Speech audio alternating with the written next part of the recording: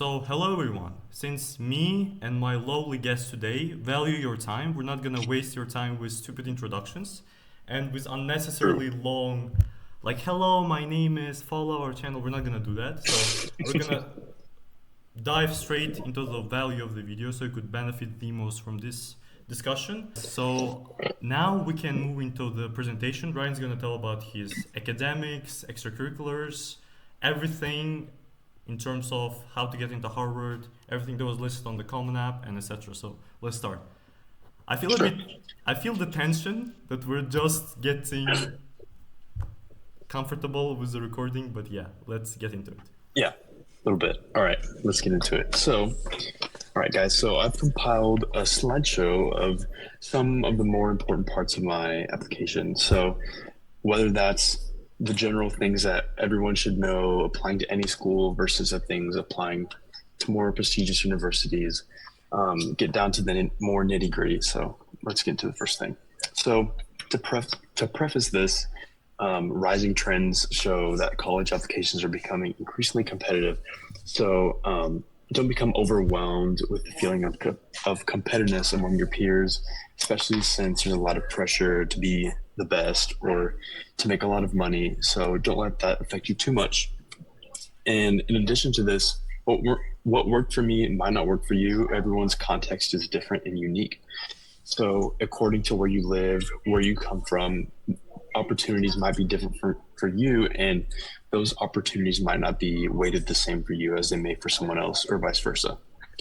And the third and last thing is don't opt for the more impressive version of yourself, but often the most genuine one will work for you. So communicating your personality to these admissions officers is largely the best thing you could do. They want to know that you're a human and you're not some robot who just knows how to do math problems and reading problems and get perfect scores on your standardized testing. And so a little bit of that about my background. I'm from San Antonio, Texas. I went to a large public high school in a semi-rural area where there was limited opportunity. The average ACT at my school is a 25, and the average SAT is an 1150. We have a 70% graduation rate, and context is key. So schools will take into consideration the average testing scores in your school to see where you lie in comparison to your peers. And for example, a student from New York City will not be graded on the same criteria as a student from a rural area because they do know that your opportunities are vastly different. For example, New York City has much more resources and professors to help you study or get ahead on things like your passion projects and things like that. So some of my hard statistics, I was salutatorian. I was number 2 out of my class, 518. I had a 4.0 unweighted GPA and a 4.64 weighted. I took the ACT twice, so my composite score was 35 with a 33 math, 35 reading, 36 English, and a 35 science. The first time I got a 34 with a 29 math, and the rest I used for my super score. And so I took it again to get a better math score, and that's the only one that ended up going up. Ryan, So did you? in my Sorry case, to interrupt you, but go did ahead. you take SAT? Our Because school offers us a free one. So I took it once without studying and I got a 1460. oh, that's But nice. I That's a good think score.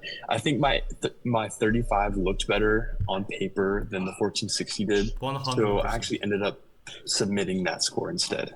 Oh, I see. For international students, the SAT is more popular for us because we just have more Yes. learning centers, or I'm sorry, not like test centers that are more Mhm. and test prep resources that are more targeted for SAT. So I feel like Yes. 35 SAT would translate to almost near perfect of 1580 of SAT of or Mhm. like 1570 or something like this. Is this correct?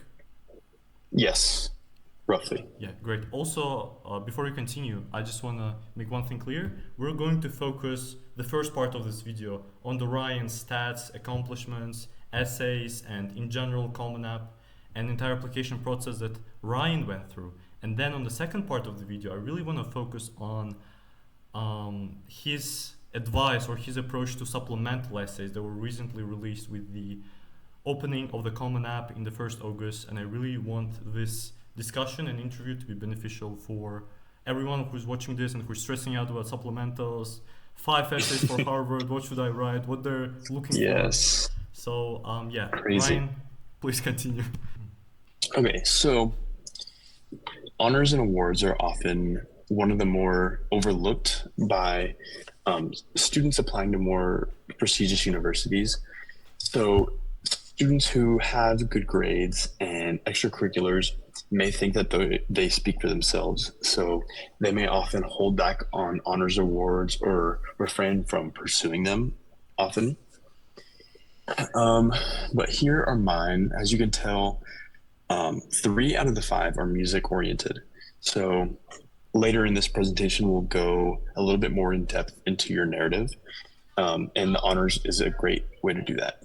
So for the honors section, I would advise that you list the most prestigious awards at the top. And these are often national awards. However, you can see things like the College Board National Hispanic Recognition Program, or the AP Awards, or the National Merit Commended Semifinalist Awards. Those are national awards, but are not nearly as prestigious as things like Young Arts or ISEF, or MITES for that matter. Another tip is to not abbreviate, because no one is going to know what acronym you're referencing, and they might not look it up if they are not curious. For example, I was about to put TMEA, but I realized that someone from another state might not know what that means. So you have to abbreviate, and you get a very small number of characters. So make sure to use very concise language in these awards. And another thing is to showcase your humanity. So substituting common national awards like that AP Scholar Award with distinction or honor, and putting something more school-wide can help show that you're actually a human who exists in your school context. Yeah. So and again, pick awards that showcase your narrative. Including basic awards like AP National Merit Scholar or something like this, but really showing your context, showing what is offered at your school, etc. Ryan, one question.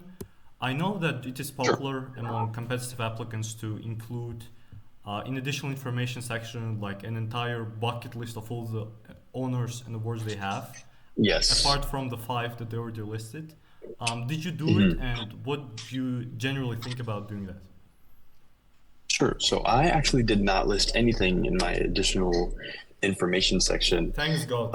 A lot of kids will actually often put another essay in there or elaborate on an honor that doesn't need to be elaborated upon. And so admissions officers will pretty much just skip over that or overlook it because it's not really important. Any context to be provided. Oh, that's great. Your honors, I see. I would say. Go ahead. Yeah, Sorry. Again, sorry for interrupting you. We have just a series of interrupting each other, I honestly expected a lot of international awards because of acceptance to Harvard, Columbia, and Princeton and Yale. And I know a lot of people who have competitive applications and they have lots of accomplishments, but they stress over but I'm not internationally recognized. I don't have much awards. Am I really gonna get in? Is it even worth applying? And all of that. What would you recommend to those people? And in general, your view of that. Yeah, I would say it's absolutely worth applying, even if you don't have an international recognition. College applications in the U.S. are largely holistic, and they don't want to see any one area that you excel in. They want to see rather the whole person who they are going to be hopefully admitting into the school. So one thing will not destroy your application if it's not to par with another part, maybe. Yeah, good take. Let's move on. All right. So again, back to narrative. So with these applications, you often have to form sort of exaggerated personality. So take your best traits and multiply them by 10, basically. So before approaching yourself or before approaching essays, I want you to think, how would you describe yourself in 3 words? So in other words, when admissions officers when admissions officers eventually try to sell you to the larger committee to accept you, they will often try to boil down this person to a single sentence because, again, they don't have much time to go through thousands of applications. So they want to find this hook of a personality. And again, your extracurriculars and essays should showcase this narrative. What journey have you had thus far? What experiences, both extracurricular and personal, have shaped you? That explanation often occurs more often than not in your essays. And so your extracurricular activity descriptions are a good way to show the duration of your involvement and quantify your experiences. All right, next. So we're going to go with the narrative and extracurricular activities. The most interesting part of any application, I think. Yes, for sure. And so mine were largely musical. I think 6 or 7 of my activities were all revolving around music. So again, I would advise you to tailor your extracurriculars around your application theme. Mm-hmm. For example, musicians should be involved in music, mathematicians and engineers and STEM activities, etc. They want to see those kinds of involvement and not spread yourself too thin. So for your first activity, you want to have the activity where you spent the most time. Admissions officers would like to see an extended period of dedication. They want to see that you're able to apply yourself outside of the classroom. And so I would also advise that in the clubs that you're in, you also try to get as many leadership positions as possible. This shows that you're able to take an initiative or are able to communicate well with people in positions of power. For example, your administrators, your teachers, your counselors, things like that. They want to see you being able to relay information between different groups of people as efficiently as possible. Mm-hmm. Ryan, I think another thing, one of the more common problems that we face as international students is activity descriptions. Yes. What should absolutely. we write? Should we rely on college essay guys? What resources we need? Great question. So College Essay Guy actually has a great video on extracurricular formatting.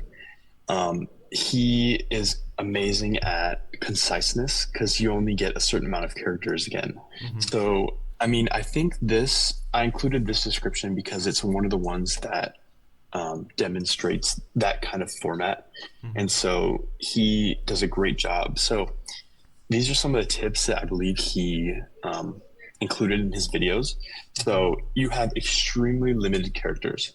So you want to utilize as many slashes and commas to separate like different things that you did.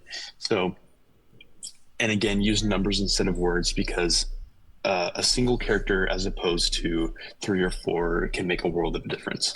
So, for example, using power words like instructed, assigned, and individualized, and then again, separating the different components of that extracurricular with these commas. And so, try to be as direct as possible. Use as many numbers as you can so that admissions officers can properly gauge the impact that you had in the community or internationally. So quantify if it is possible, right? Yes, every time that you are able to quantify, it's much better than simply giving a vague description of something that someone else would do if they were in the same position. Mm-hmm. Would you recommend putting, so for example, in the cases of family responsibilities or yes, work, like absolutely. in your case, in some cases it's just hard to kind of quantify that.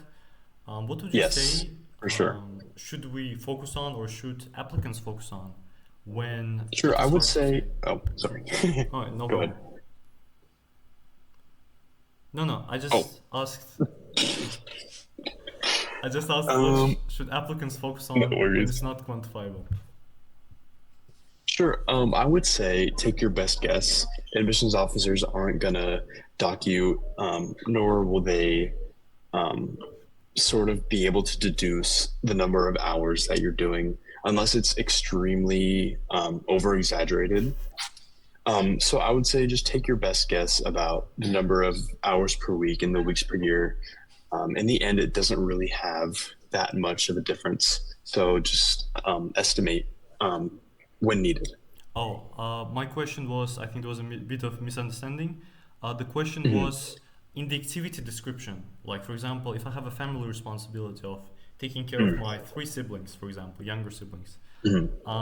it's really hard to kind of quantify that. Like, Yes. what would you recommend in this case when the activity description is not much Mhm. quantifiable? Sure. So instead of listing family obligations in your extracurriculars, I would often opt for the additional information section. Hmm. Um, Admissions officers will know that that takes a significant amount of time from your extracurricular involvement. So instead of trying to quantify household tasks and how you take care for your siblings, that should go in your additional information section. Hmm. Oh, so do not include family responsibilities in extracurriculars, essentially. No, do not. Oh, okay. Very interesting. Did you include anything in your additional information? Mm-mm, I did not. I left it completely empty. Oh, wow, that's Yeah. pretty unique. Okay, I think we could Mhm. move on. Um, Sure. yes. All right. So this is going to get into more narrative and essay writing. So we'll go over my. This is one of my essays that I submitted for Harvard, Yes. and so we'll go over that in a second. So every essay should adhere to your narrative. So when skimming through or brainstorming, how am I going to apply this personality or this music-driven, this math-driven person to other branches of study in university? So my advice to you would be start with some sort of anecdote. So any experience you have with your specialty, throw that in there and then tie it into the purpose of the essay. So often when schools will ask you, oh, for example, Harvard will ask you, what's an intellectual experience that you had um, in high school? So what are they really asking you? You have to figure out the why behind the why. So they want to ask you, how did you grow? Then they're not asking you for, oh, what's something that challenged your your brain one day. They Yeah. really want to know, how did you grow from it and why do you think that experience is important? So really So connecting the experience more to your personal growth. yes, absolutely. I would say if there was a ratio between growth to story, personal story, I would say try to stick to either 1 to 3 or 2 to 3. So make sure your reflection is um, almost double or more of how much your story in Mm, terms of I word see. count. So if we talk in terms Sure. of paragraphs, it would be, so for example, first paragraph, a unique personal anecdote, personal story that is different for each Yes. individual, and that would really differentiate you from other applicants. And other Yes, absolutely. uh, second and third paragraphs is more of reflections, and third paragraph is more of what I'm heading with this experience and learned lesson to the Yes. future. Oh, this is really Mhm. great structure, by the way, if for Yes. structuring supplementals. Yeah. Yes, What do you they think? want to know Uh-huh. the experience. How can you apply that to your future? You know, because admissions officers are, in the end, they're looking for growth. They're looking for your ability to adapt and make use of the resources you have. Yes. So this essay is actually an exception to my rule. I have two of the paragraphs talking about my personal experience, Oh, interesting. but I think my other essays were far more reflection than anecdote. So this is just, it's okay to have 1 or 2 that are an exception to this rule. Hmm. Yeah. So do not be robotic with structuring your essays. In other words. Yes, Yeah. absolutely. What Yeah, and then was go the ahead. Sorry. focus? Yeah, it's okay. What there is a common practice, and there's a maybe a theory, if you want to call it this way, that in the supplemental Mhm. essays, schools look for contribution. So There was even Yes. one thing that I heard that if admissions officer reads your supplemental essay and it's not like instantly evident what would be your contribution in campus, I'm sorry, what would be your Yes. unique contribution in campus, then it's probably not a Mhm. really good extra supplemental essay. Yes, absolutely. Do you agree with that? So, yes, every word has to fit your narrative. So, I guess if I were to boil down my narrative into one sentence, it would probably be um, Music, 100%. something related to music. Yes. Um, but I would say, um, I don't know, just someone who has used music to be curious about other things.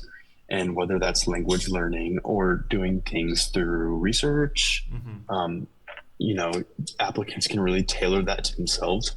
So just have a kind of leave your narrative as a lingering thought in the back of your admissions officer's head while they're reading your essay.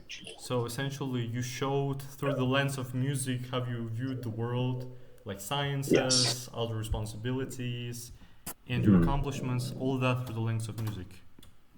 Yes, for sure. I Yeah. think And I, it's generally possible for applicants to use any of their hobbies, whether that would be, I don't know, playing football or, mhm, again, playing instruments or doing any other mhm, things, and showing through that how you approach your activities, how you approach your accomplishments, how you approach your life. I think could really show that unique perspective in your essays that would mhm. differentiate you from other applicants. And Yes. yeah, so intellectual experience essay. This is really nice. What did you focus on? Unfortunately, I don't think we have enough time to just read through all of that. But Mhm. um, what is it about, and where did you lead with it? Sure. So, I actually started with an anecdote. There's this Japanese composer of one of the instruments that I play. And one day I encountered a piece of music with Japanese in the title and all over the page, and I had no clue what it said. So I then proceeded to um, try to gain an elementary level of fluency in Japanese Oh by wow! watching Peppa Pig in Japanese. And so I would watch children's cartoons, and that is really a great way to learn any language.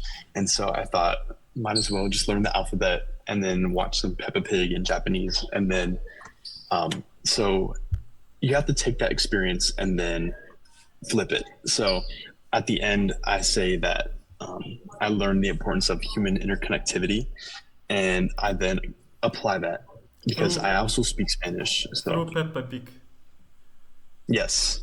I Yep. could see why it was memorable. I would hope so. Yes.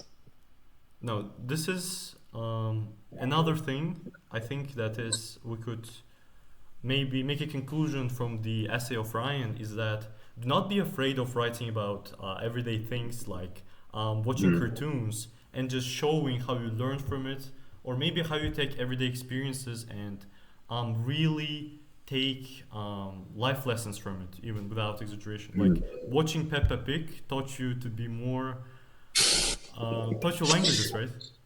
Yeah. Yep. Yeah, this is Yeah. pretty So good. don't be afraid of certain topics, and you can make anything work. Okay, let's move on. Sure. I guess this is sort of adjacent, but some general common app essay prompts or tips. This is one that I personally made the mistake of. I actually picked the prompt before writing, and it's generally best to pick one after. Hmm. Um, Write whatever story you think conveys your person the best, and pick the prompt afterwards that you think best fits that. So again, not having an end goal in mind can really help you narrow down and sort of express yourself without having a sort of guideline to go by. And Hmm. again, your first sentence or paragraph needs to be instant hook. You need to grab your admissions officer's attention because, again, they're skimming through essays. I think the average is like 3 to 4 minutes per essay that they go over. This is So, ridiculous. again, they're going very fast. Um, Yes. I think we could focus more on writing personal statement too. Ryan, what Sure. was your personal statement about, and what would you say are things that my admissions officers might like, and things that worked in your case? Sure. So in this explore section, I would go over um, there are two types of essays. Oops. There are two types of essays that um, really convey an applicant. So the ones that I've read all boil down into two categories, which are the mosaic essay versus the story essay. So mine personally was a mosaic essay, and to me that means grabbing little intricacies of your daily life.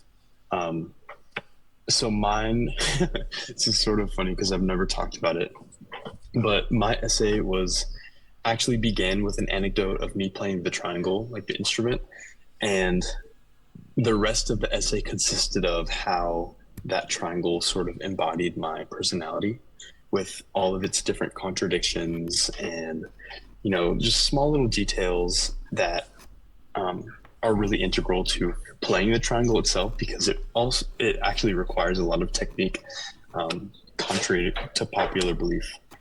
And so my whole essay was just basically an extended metaphor of comparing myself to an object. Yeah. Oh, So I, mhm. s- I see why, like, you already showed your essays and you were talking about your activities, and I could already see how admissions officers saw them or maybe even discussed about you. So, this Mhm. music guy from Texas who really uses music to see everything around him essentially. So his Mhm. life, his accomplishments, his academic side is also Mhm. imbued with music without exaggeration, Yes, as evidenced by your essays. exactly. Yeah, Yes.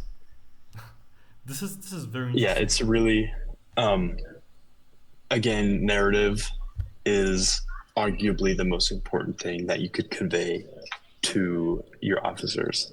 Um, I think maybe 95% of your application should be um, having this spike, is what they call it. Hmm. Um, I mean, another essay structure is often a story has a clear plot, a beginning, and an end. Hmm. A lot of people will write, for example, problem solution essays or an essay about them going on a trip and how they learned from it. Yes. I personally began with a story essay and then scrapped it like maybe 4 or 5 weeks before essays were due, because I just couldn't get anywhere with it. I wasn't seeing how it highlighted me. And Yeah. so don't be scared to scrap your entire essays. That's because that's what I did. Scrap? And scrap, like get rid of it. Oh, I see. Yeah. And so another very helpful tip to get started, because sometimes a blank document can look very scary. So just whatever comes to mind, any memories, any experiences, any of your personal takes on these experiences, just put them down all on paper. It can't hurt you. So, Ryan, did yeah, you have a writer's block while writing your essay? And how did you 100%. overcome that? Yeah. So, I actually had this narrative essay about me overcoming um, a sort of musical obstacle in my life. Hmm.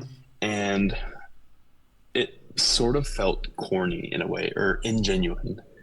Oh, So, like you are trying to fabricate a story, right, or something? yes, Oh. I was essentially trying to create a problem solution narrative Hmm.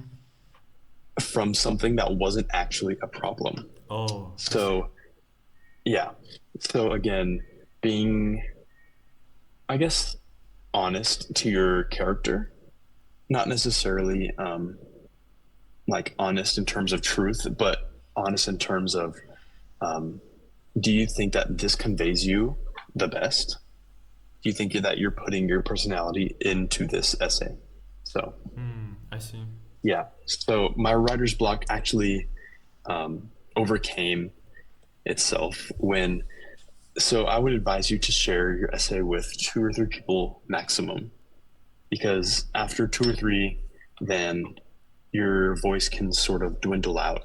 So Yes. I guess get as many comments from insightful people, not any regular people. And they have to be people that you know well and who can speak to your character. I would advise you to have them looked at by people who can look at a paragraph and be like, oh, this isn't you. Oh, Because yeah, yeah. every single word needs to have a purpose.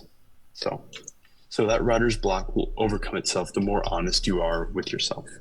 Oh, so the more honestly you write, essentially, like in a way that represents your true self, not Mhm. like with this perspective that, oh, I have to write this so admissions officers will like me, or if I write about Yes. myself, they're just gonna hate me or judge me. Mhm. So just Exactly. by letting that go, by letting that fear of judgment maybe, and focusing on yourself and writing that, this one of the ways how writer's block just overcomes itself, right? Yes, essentially. This is Yep. great. Okay. Sure. And so this is actually the last slide that I have. And so letters of recommendation are insanely important. And so if you are a rising senior, you should have asked already. Um, Preferably for if you're a junior, ask in your junior spring. That way your teachers have time to collect their thoughts. They can write down any things that may come to mind that they may not remember later. And Yes. so the Common App usually asks for two to three. And so I would opt for one humanities teacher and one STEM teacher.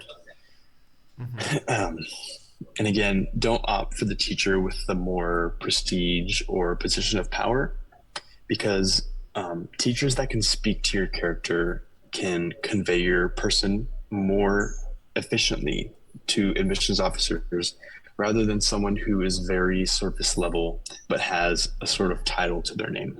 Yeah, like authority, right? Yes, exactly. Ryan, For example, like, I really want oh, to go ahead. focus on. Yeah, again, sorry for interrupting you. No Uh, worries. yes, I think we talked about themes and how themes are important in the application process. I Yes. think if our interview had a theme, it would be number one, like awkward interruption or something like this.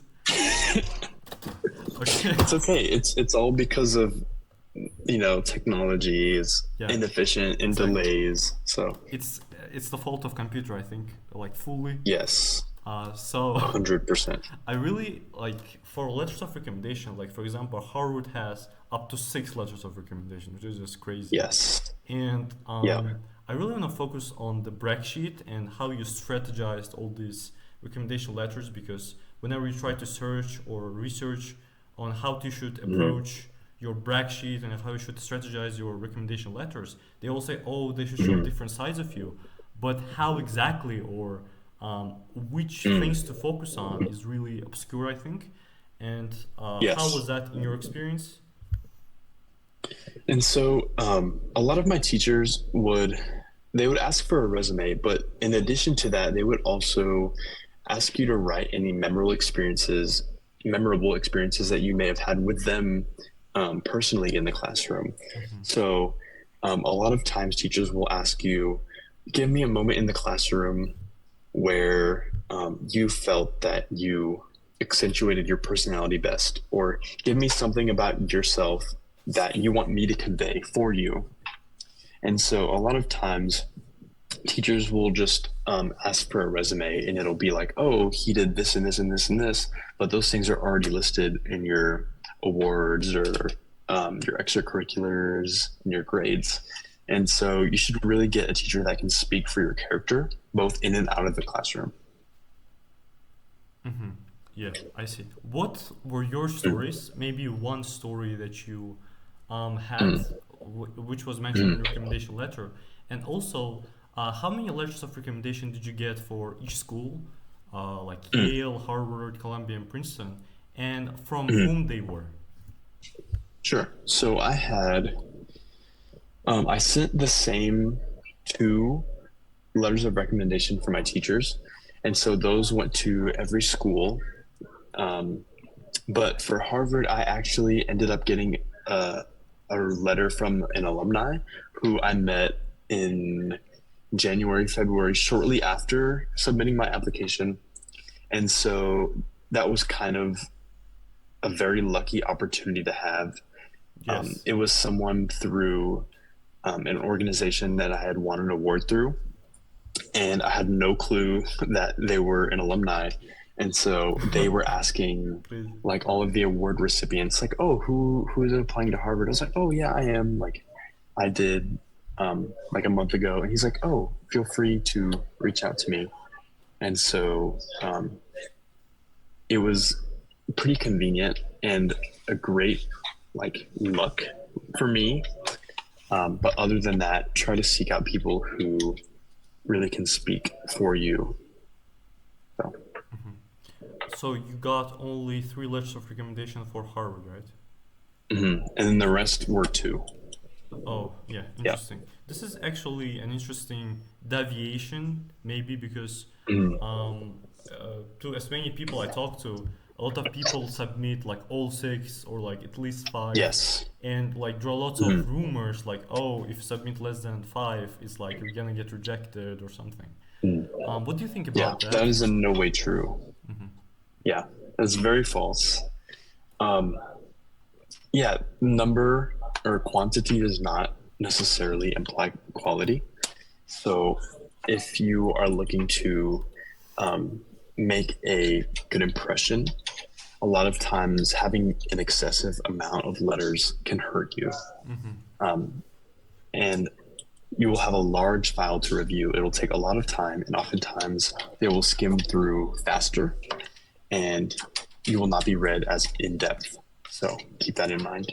Oh, yeah, sure. I think we forgot one question of what was one of the stories that your Oh, yes. recommenders mentioned. I think we could do one story per recommender, like alumni and two teachers. Sure. I actually did not read my alumni letter, nor do we have access to our teachers, but in one of the like brag sheets that I submitted, it was from my physics teacher. And I told her to write about a time where I was trying to pick a specific a stick for a marimba. Sorry, And so there, I'm Remember. it's like yeah, like a mallet. And so Okay. mallets are made out of a bendy material and a stiff wood. And so I was asking my physics teacher which mallet would have the most force and why. It was kind of like a musical application of to physics. Like I wanted to know like the reason why a certain material would have more impact than another. Again, science through music, right? So that narrative was Yes. really pushing through all parts of the application. Yes. Yes. Yep. What about other humanities? I think, right? Teacher recommendation. My teacher did not actually ask for a brag sheet. This was my English teacher. And so I don't know what she wrote in hers. And we actually have to waive that right to read those letters. So I actually don't know for her. I see. Yeah, obviously. This would be weird Yes. if I asked you for like tell me everything and you're just in full detail. You're just telling me. Yeah, imagine. Suspicious. Yeah, imagine admissions officers watching this. All right, Ryan, try tell me. Like, come on now. Yeah. Like, All right. So I believe this is the end of the presentation, right? yes, it is. All right. So we covered recommendation letters. Oh, one important thing that I want to cover. What was your ED school? And in general, which schools do you recommend to ED? Because there is, again, in admission sphere, there's a lot of rumors like, oh, this is the right way, this is the right way. Some say you shouldn't ED to your dream school because at that time you don't have your best application and best essays. Yes. And but some say that no, ED helps you increase your chances of getting in, so you're better off applying early because this boosts your chances. What was your experience, and which path is the best, maybe? Okay, so this is actually a great question. I was actually going to ED to Columbia, but I actually ended up not EDing because they have a restrictive early decision. Oh yeah. And so I was also intrigued by the heightened acceptance rate for the early pool. But again, you have to keep in mind that a lot of the students applying early are either legacies, athletes, or have incredible applications.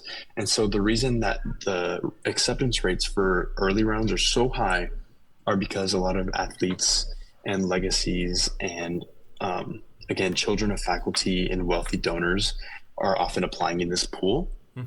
And so these numbers actually don't reflect the chances for, let's say, a person applying during regular decision.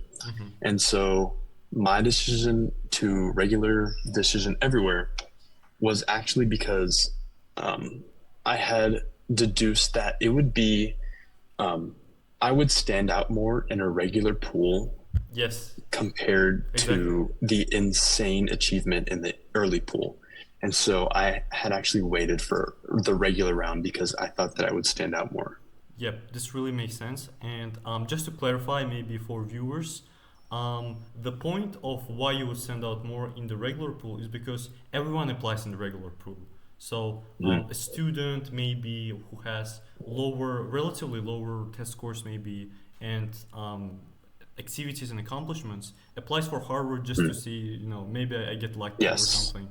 And with the background of all of those applications, if you have a good application, like in Ryan's case, it's a great application that is really beaming with this narrative of viewing life through music, then this you would stand out definitely more. And yeah, this is actually very 100%. Yeah.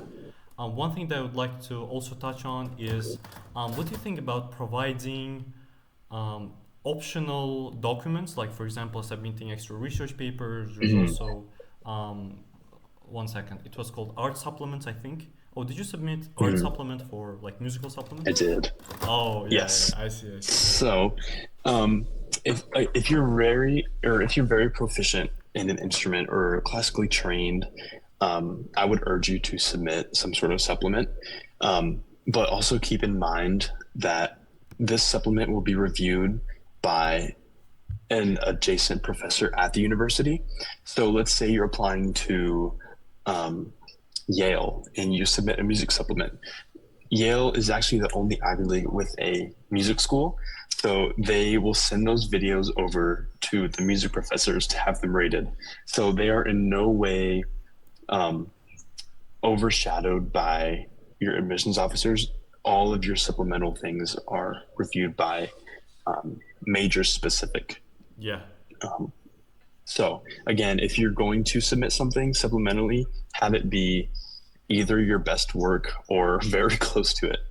So yeah, because it will be almost of like a professional review, professional audit, essentially. Yes. Yes, absolutely. I see. I'd imagine how admissions officers liked your application because from one side it had a lot of things in terms of music and your essays, but at the same time you just didn't overload it and you were concise with your application. Yes. Do you think that was a factor? Yeah, make sure to be very clear. Yes. Now I really want to move more into maybe practical and more fun part of this discussion. Let's go to Harvard Supplementals.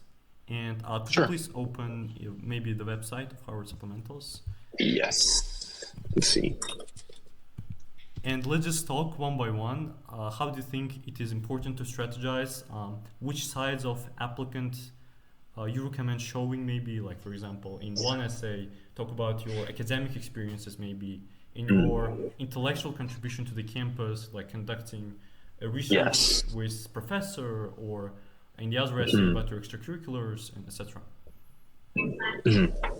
And so I think most of these have stayed the same. One change. I think it was. I think this one is new. Yes, exactly. I can't remember what it used to be. Hold on, let me pull up my thing. Sure.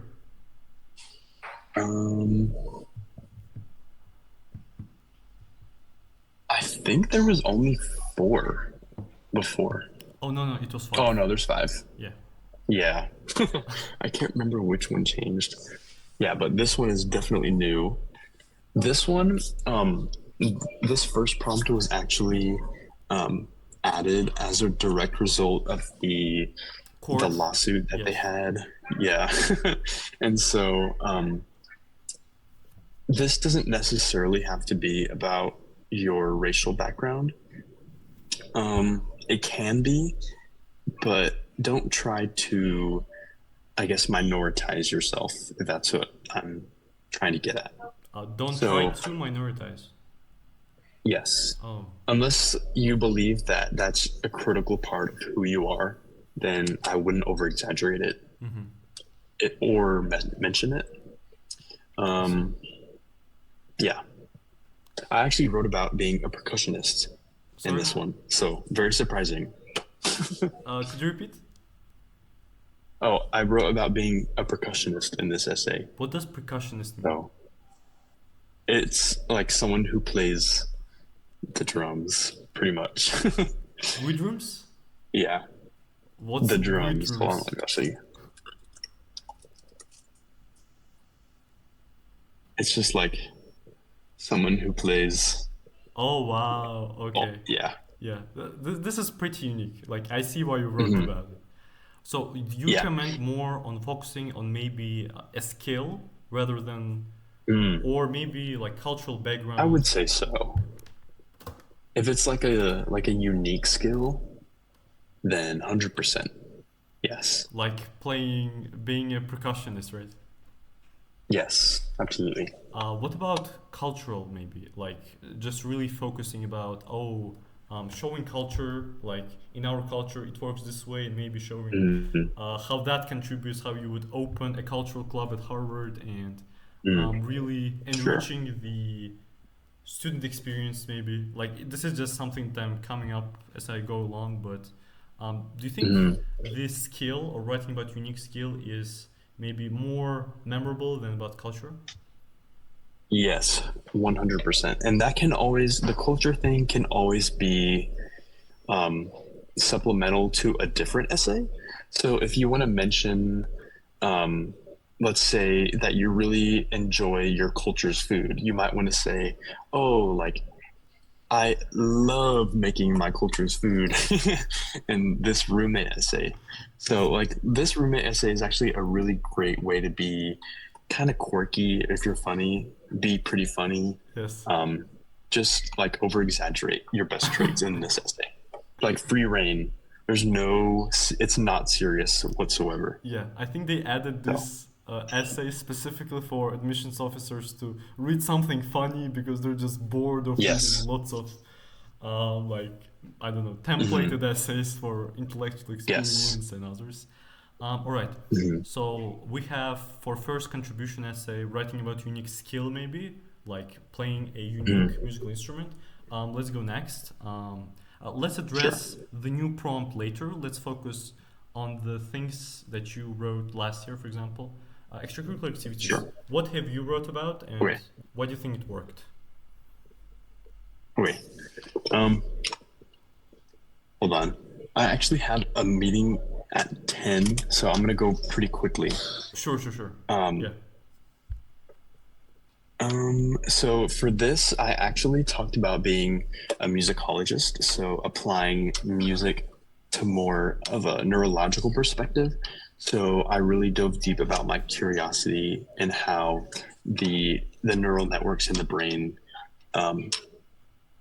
both work in people with this thing called perfect pitch, which allows you to identify a tone. And so I wrote about discovering a sort of marker for that, for this Harvard education in the future. So make sure it's a very specific goal. Yes. It doesn't have to be something that you know you're going to do, but have an idea. I don't think, we'll have time to cover Yale and Princeton other essays, unfortunately. I'm pretty sure we could catch up like in text about it, and then I could leave in the description. And we can always schedule another meeting or something. Yeah, 100%. Guys, if you like this, let's quickly cover two essays that are left. And guys, if you're interested or you found this session useful, let me know in the comments. You can always reach out to me in my social media. You can reach out to Ryan in his social media on Instagram. I'm pretty sure I will leave your LinkedIn links below. So yeah, let's quickly cover the two essays. Right. Sure. And so this extracurricular activity, I wrote about playing mariachi band, which is it's a sort of more cultural experience. So Oh, I wrote about my experience with playing traditionally Mexican music in a funeral setting. oh wow, And so, this is interesting. so you have to show that alternate side of yourself that you may not show up front. Yes, I would use this as an opportunity to show of more your soft side. more personal side. Yes. About the last essay, which I think was like top three things about your roommate. Let's Mm. quickly talk about what you mentioned. Oh, I actually have another hour. Oh, really? Perfect. Yes. Oh, My excellent. our leader just texted us. Perfect. Sure. I can Your actually leader, open my now your leader knew that you're having a discussion with Amin, and he's yes. like, Ryan, chill. Yes. Let me actually find my roommate essay. Oh, do you want to open your Comna It was file? very I think it's in my files. Let me Oh, let's see. go. Documents. I'll try not to spy your Here it files is. while you're looking for your essay. It's at like the very end. Okay, this is my comment. Say, Yes. let's see. Here it is. Okay. So I kind of used it as an opportunity to be quirky. So this I talked about how I'm always listening to music and sort of some of the music that I don't admittedly enjoy. Oh, yeah, So yeah, yeah. just make sure I to be see. very open. Yeah, very personal. I Yeah. see. I always down. Yes. I'm always down for a sweet treat. Oh yeah. Okay. Yes. So This is very honest. I yes, I talked about like this is a sort of cultural thing also. And so, it's okay to throw like a remark or two about a culture that you identify with. Mm. And so, this is often like the most common unhealthy breakfast for a lot of Mexican Americans. I see. And so, yeah. And then I talked about how I love dessert. So, Yeah, very and this is quirky. Very actually, quirky. yes, this is my favorite paragraph. Okay. Um, I'm just gonna read it. If you see me flicking random items with my fingers, don't worry. I'm most likely seeking inspiration for a new composition to jot down in my manuscript notebook. After all, I might end up using teacups, rice bowls, or spoons as one of the featured instruments. Music playback software can get annoying, hence I keep my ideas on paper. A musical motif might be hiding in the scatterbrained heap of pages on my desk, so please don't alley-oop them into the recycling bin. Yeah, this is something And that only so, applies to you. yes, Definitely. yeah. So, like, again, two of the three paragraphs of this roommate essay are about music.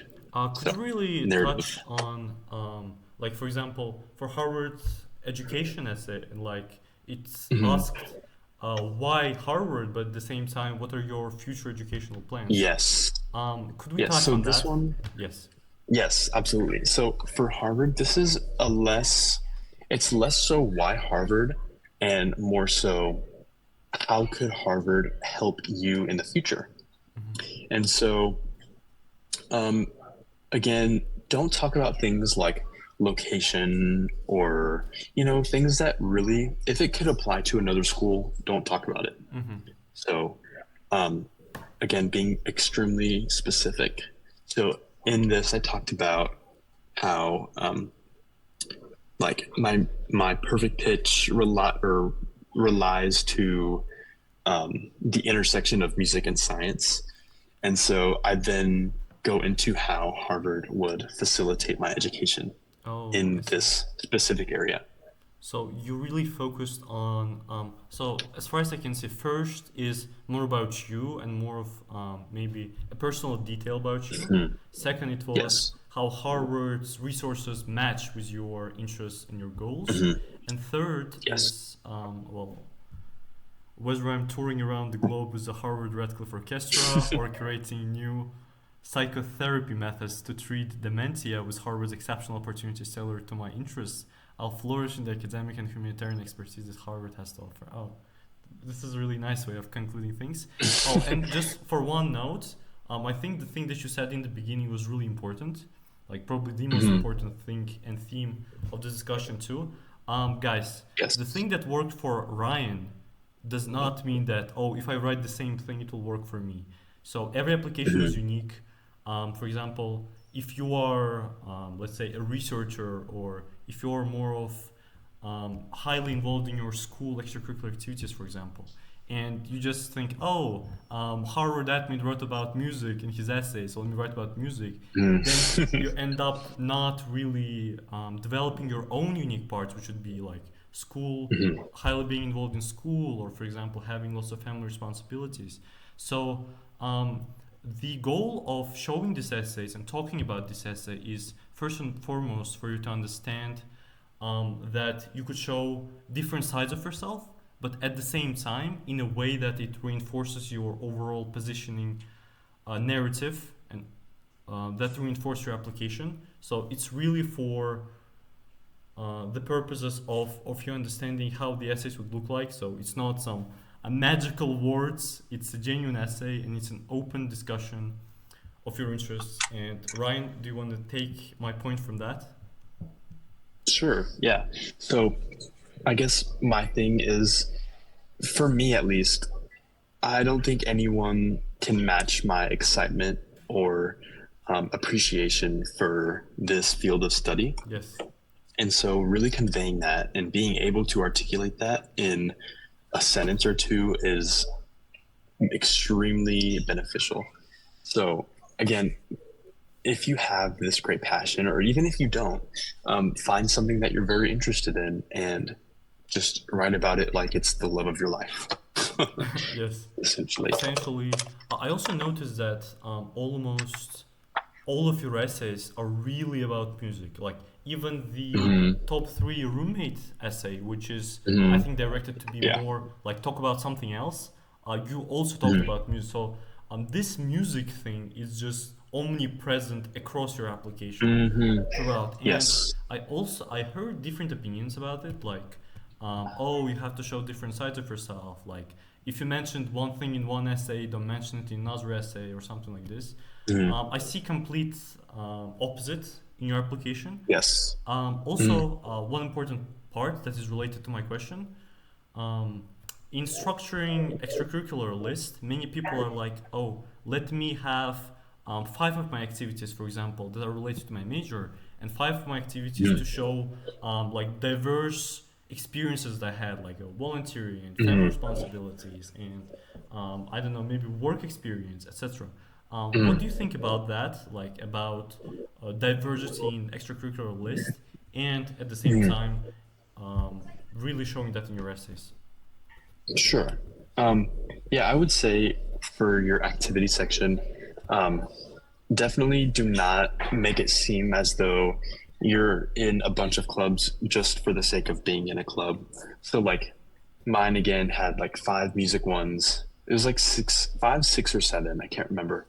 And then the other ones were things that I was actually interested in, not just pursuing for the sake of being in another club. Yeah. So again, narrative, a huge part of your activities. Yeah. So you used it mainly to reinforce your musical narrative and showing something that you're interested in, right? Yes. What were the last 3 activities that you said were your interests outside of Let's music? see. Again. Okay. Here, I showed these 3, I think. So that's music. Music. This one's music.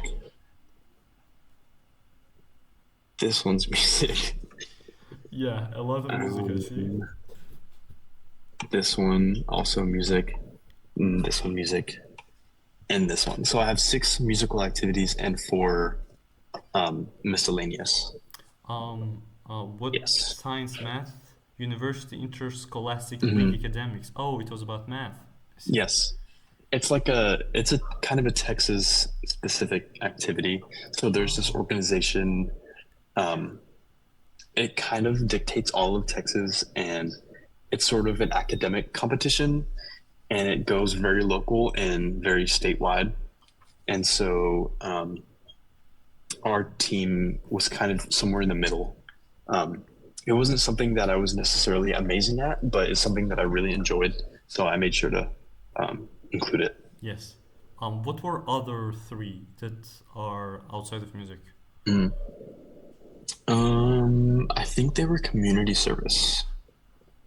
So this one is National Honor Society, it's community service. Hmm. This one was student government, and this one was Key Club. Oh my God, Yep. I just thought about something so embarrassing. Like we're talking about all of that and your music interests, but I haven't asked you about your major, man. Like, Yes. yes. So, um, oh, go ahead. So what's your major? That's the question. And what's um, three intended interests I think they let's asked see. you for? Yeah, right here. So I think I put cultural group, orchestra, and community service. Oh no, no, no. I asked Those are, what's your major? oh, hold up. Well, right now it's sort of undecided because they don't make us pick until our second year. Yes. But on my application, again, narrative, Yes. psychology, and music is what I listed. Yes. Did you have So, things like psychology research or something like this related to psychology? mm-mm, Not at all. not at all. Wow. No. Mm-mm. Very Yeah. interesting. Yeah. So Yes. you just I think talked. Uh huh. um, the explanation for the psychology came from this essay about how there's an intersection between music and science. But Oh, other than that, nothing. that's really the only thing. Yeah, Oh, it's okay. pretty blank. Yes. So let's cover educational plans and roommate. We've already covered. I think we have activity essay and Mm, essay that they removed this year and contribution essay. So let's mm, cover them. And if you're interested to see Ryan's Yale application or Columbia or Princeton, definitely let me know. You can, Ryan's open on social media, hopefully. You can text him, you can follow him. And yeah, let's delve into it. sure. So my extracurricular essay um, was about me playing mariachi. So I talked about um, because playing mariachi, you don't have music in front of you. And so I learned to, instead of like memorizing paper music, I would just learn to listen to it and learn to the, or listen to the natural direction of the tones. And Oh, so I talked about how this made me a more auditory learner as opposed to a visual learner. And this was oh, through complete and total immersion. So, oh. Could you please yes. show me on Google what is mariachi? Because I'm completely Yes. uneducated on any musical instruments. Like Oh, this stuff. that's a Mexican cultural, right? Yes. Oh, this is nice. Yep. So it was about Whoop. 1 second. Learning through audio, as far as I understand. Mhm. Yeah. Yep. Did you connect it to your And then, Harvard like contribution? Like I wanna. yes, this is that part. It's they have a mariachi group there, Oh, this and is really so really it's good. about yes. So make sure to connect. Always tie back to the school. At the end. Yep. Yep. Let's cover the first two. Intellectual experience, I think we've already covered, so there's no need to go to Mhm. that. This And one. yeah, life experiences. And so I talked about how, as a percussionist, there are many instruments that you have to learn and many techniques. And so I started with this question: at what angle does a tambourine best rattle? And what kind of mallet should I use to strike a wood block? And so I used um, this sort of musical background to Yes. draw parallels between, like right here. I've grown to admire the parallels between approaching instruments and people. And I talk more about teaching students of my own and how they're all very different from each other. Mm-hmm. And then again, tie it back to Harvard. Yes. Your So they have contribution. this drumming group. So, But Ryan, yeah, I think that's all of them. yes, I think for this session or for this discussion, we can end it in terms of our recording. Guys, if you like this Yeah. video, I'm turning my YouTube host, like a formal YouTube host talking. Guys, if you like this video, because we really tried with Ryan to make it beneficial for your upcoming college application, so you wouldn't stress out about your supplementals, and as you can notice, you can talk about your interests and you can really push your narrative and show your passion through it. And so you really shouldn't stress out about it a lot. And certainly, if you like this video, make sure to follow, make sure to push a like, and certainly let me know in the comments if you want a continuation of that. And certainly reach out to Ryan too and thank him personally if you liked Yes. this session or if you found this beneficial in any way.